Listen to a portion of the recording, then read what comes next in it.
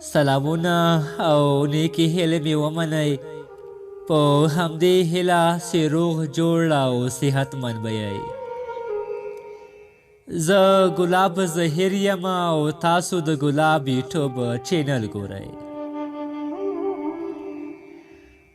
نن مو درته یو ځل بیا د دوه نابلده مسافر ناول دریمه برخه راوړې ده. په همدې هیله چې ناول را سره تر پایه وګورئ.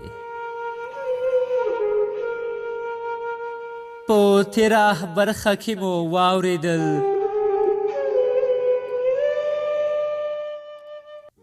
کله چې زما نظر پرې ولګېده خواته یې ورغلمه. تنها سره مې روغبړ وکړ او هلته د یوې بیرې ونې لاندې کېناستو. تر ډېره همالته ناستو او یو بل ته مو د ژوند ترخې او خوږې خاطرې واورولې. ښې ډېرې خبرې مو وکړې. تنها ویلې زموږ په کور کې هیڅوک نشته. ټول واده ته تللي دي. دروازې ته قلف پروت دی. زما سره یې کیلي شته. راځه لاړ به شو. باقي خبرې اترې به هلته وکړو. زموږ کور به هم وګورې او چای به هم در باندې وڅښمه. که څه هم زه بې زړه ومه خو تنها ډاډ راکاوه چې هیڅوک هلته نشته. خو همداسې په چکر چکر روان و. تنها مخکې وه او زه ورپسې وم.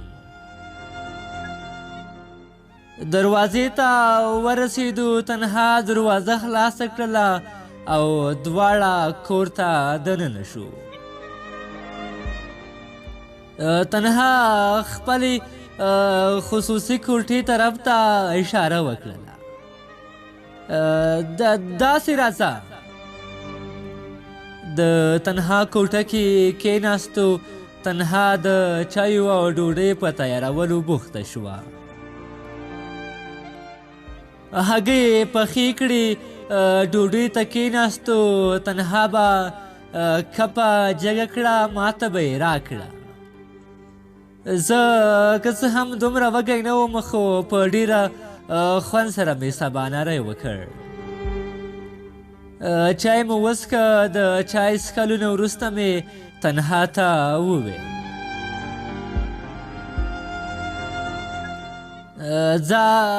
ځه تنها چې نور لاړ شو. هسې نه چې ستاسو د کور څوک راشي. تنها وویل هر څوک به خپل کار کوي. دا زما کوټه ده. دلته هیڅوک نشي راتللی.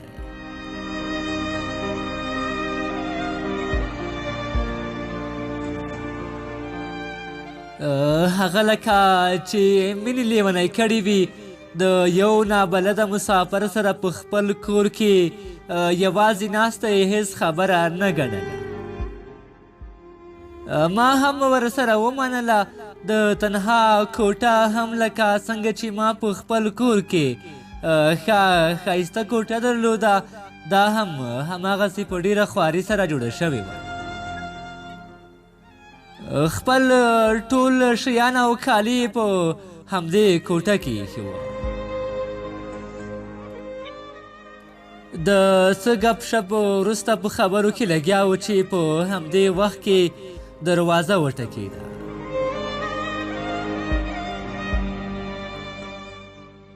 په ما باندې لړزه راغله. تنها هم ډېره ورخطا وه. هیڅ مو د لاسه نه کېدل. له پښو او لاسونو مې ساه ووته. خو تنها ښه وه بیداره وه. ژر یې له لاس څخه ونیولم او په تشناب کې حصار کړم. دروازه یې راپسې د هغې خوا نه بنده کړې وه. تنها دروازې ته لاړه چې ګوري د تنها مشره خور وه. کالي یې بدلول. خور یې واده شوې وه خو د دې واده لپاره د پلار کور ته راغلې وه. کالي همدلته و. د تنها نه یې پوښتنه کړې وه چې ولې واده ته نه ده تللې. تنها هم ورته بهانه کړې وه چې هلته یې د یوې نجلۍ سره جنګ وکړ. خو خور یې د ځان سره تنها بیرته د واده کور ته بوتله. له ما پسې دروازه له همغه شاندې بنده وه. په تشناب کې بندي ومه. زړه مې ډېر تنګ وه. ډېر زیات ډارېدمه چې هسې نه بل څوک راشي او ما وګوري. د تنها په موبایل مې هم خواري کوله خو زنګ نه ورته.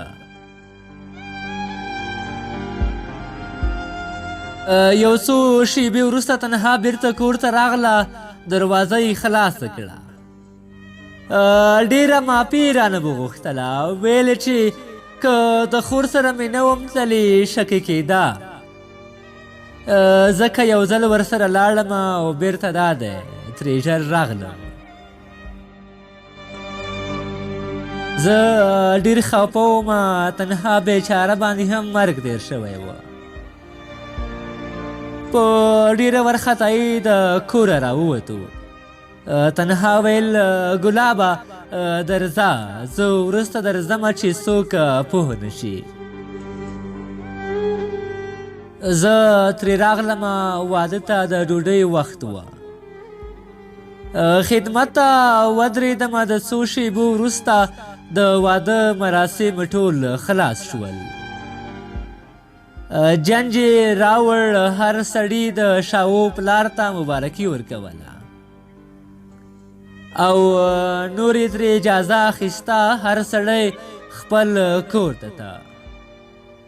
خو زما زړه په همدې کلي کې ښکېل وه. زړه مې نه کېده چې لاړ شم خو چاره نه وه. تنها ته مې زنګ ووهه چې زه ځم خپل کلي ته. څو ورځې وروسته د بیا احوال اخلم. هغې راته وویل سمه ده ته اوس لاړ شه. زه درته بیا زنګ وهم. زموږ حجرې ته به بیا راشي. موبایل مې همداسې بند کړ. اوس نو ماته هم خدای راکړې وه. سم هوایي مرغه رانه جوړ شوی و. په درسونو کې قرار تنبل کېدمه. له درسونو سره مې علاقه ختمېده. ټول سوچونه او فکرونه مې یوازې همدا و چې څنګه او په څه چل به اوس تنها راخپله کړم. زموږ خپلوان خو هم نه دي. مور ته به مې په کومه خوله ووایم چې تنها باید زما د ژوند ملګرې شي. په همدې سوچونو کې راښکېلم. په خپل زړه کې ډېر خوشحاله ښکارېدم. نورو سختیو ته مې هېڅ پام نه و. یوازې د خوشحالۍ سوچونه به مې کول. خو د خدای جل جلاله او د بنده وعده سره هیڅ کله هم یو شان نه وي.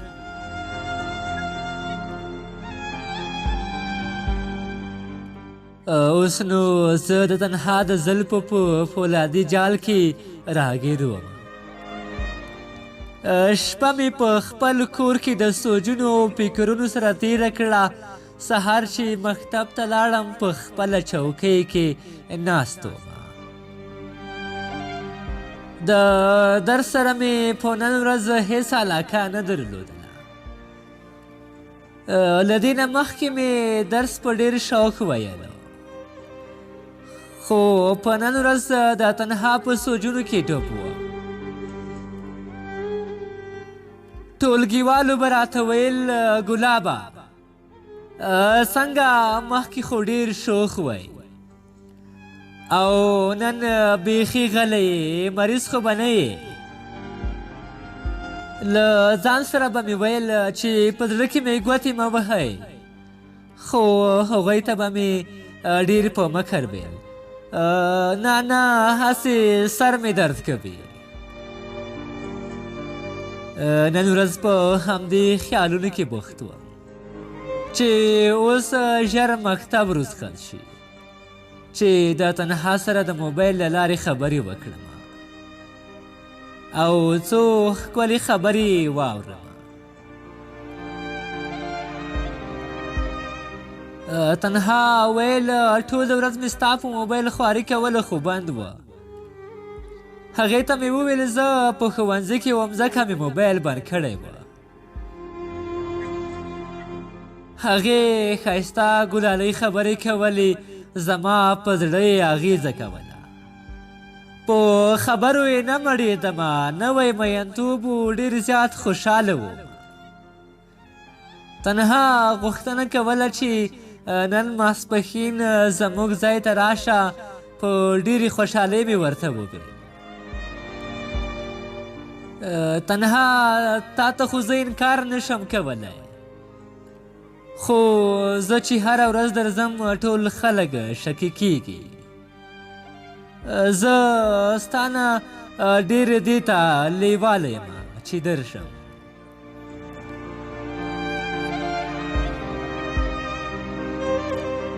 په همدې سره د ناول همدا برخه پای ته رسیږي.